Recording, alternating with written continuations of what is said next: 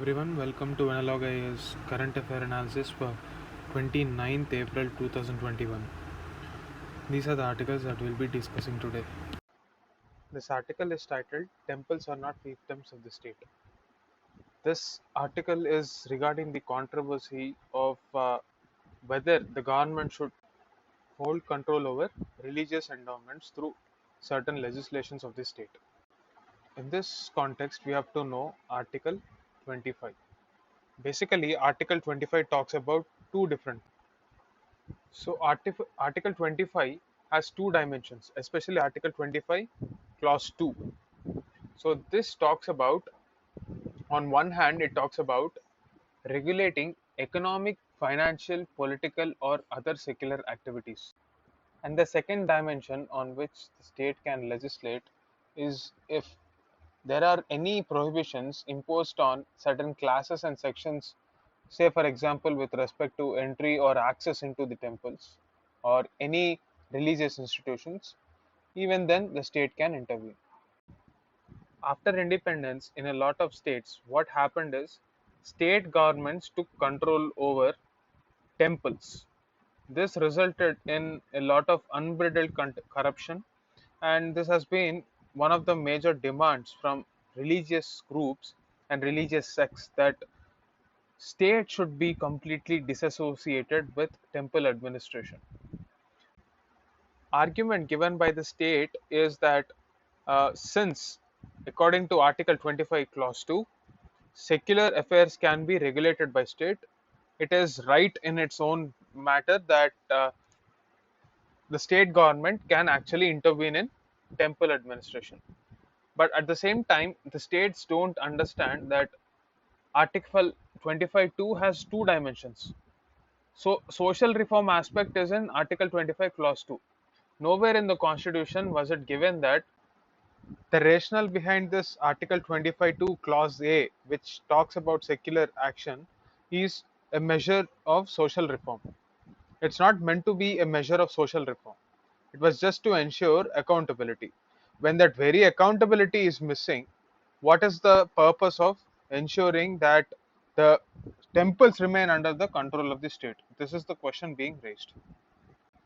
This whole debate started in South India, especially in the state of Tamil Nadu and Andhra Pradesh, where there are a lot of groups which say that because of the corruption involved in the management of these temples, they believe that it is time for the government to give up control over them because these temples are a source of huge revenue, and this revenue is not actually coming from the government itself, but rather it is because of the religious nature of these places.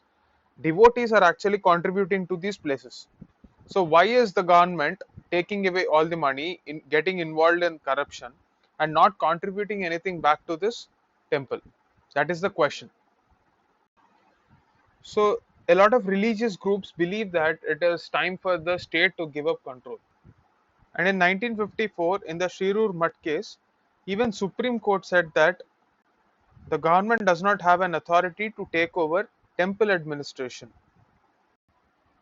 So whenever such arguments come up, there is often a citation of the Waqf Act. Many proponents say that even the Muslim bodies are regulated through Waqf Act. So the lands associated with Islam are regulated through Waqf Act. But if you take a look at the act, it specifically removes from its ambit all places of worship like mosques. In fact, the very schema that is representing the Waqf Act says that places of religion and religious worship should actually be not regulated by government bodies.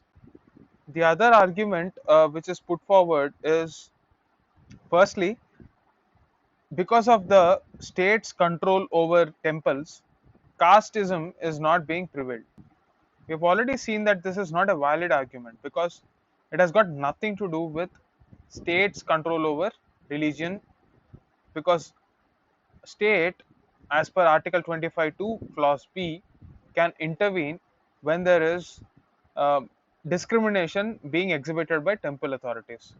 It has got nothing to do with state's control over administration. So therefore, what is being proposed here is the fact that there should be community representation. For example, if there is a religious sect which believes that there are certain principles which are central to the administration for maintaining the sanctity of that dharma or dharmic sampradaya, so they know it better than anybody else. That is why these people should be actually administering the temples, not the government officials, because they don't exactly appreciate the nuances of this dharmic sampradaya. That is the logic being put forward. Even if we take the Endowment Act of 1863 that was passed in the pre-existing Bengal and Madras presidencies, what happened in that case during the British era is the law gave prominence through its section 8 to people who were actually professing this religion. That is to say, even the British era law respected the fact that local communities practicing this religion or dharma know their religious affairs better than outsiders. So that principle should be replicated now in modern India as well, because it will solve one of the biggest problem in temple administration, that is the issue of corruption and lack of transparency. It will also uphold the principle of secularism. That is what this article writer wants to say. That is the gist of this article. The second article for the day is about antimicrobial resistance. What is AMR? AMR basically means that the available antibiotic drugs are actually not working against bacteria because they develop resistance because of over usage of antibiotics. Why is this happening? There are certain reasons. One, there is no regulation over consumption of this antibiotics, especially in a country like India. There is absolutely no control over who can access this. So every patient, without consulting a doctor, starts taking antibiotics as soon as he develops certain issues. Similarly, in poultry industry also, this sector is abusing antibiotics to a large extent. The next problem is that of pharma companies discharging their waste into the surrounding areas, which leads to accumulation of these antibiotics in that area. And when they enter the food chain, it will have a long-term negative impact on the resistance that these drugs offer to bacteria. So what can be done about this? Firstly, a global level AMR fund has been announced. As per this fund, a multi-sectoral activity approach is being taken. Firstly, for regulation, pharma companies get a lot of incentives in various countries for production. So, various countries across the world, like say for example UK, these companies get certain incentives as we have already discussed. Instead of linking that to quantity directly, a certain amount of fund is transferred to pharma companies so that they don't worry about the volume.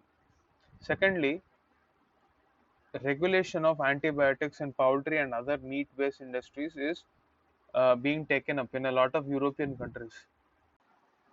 Finally, there is a critical role of manufacturing and environmental contamination in containing the spread of this AMR problem. For this, there is a need to have a sound waste management principle.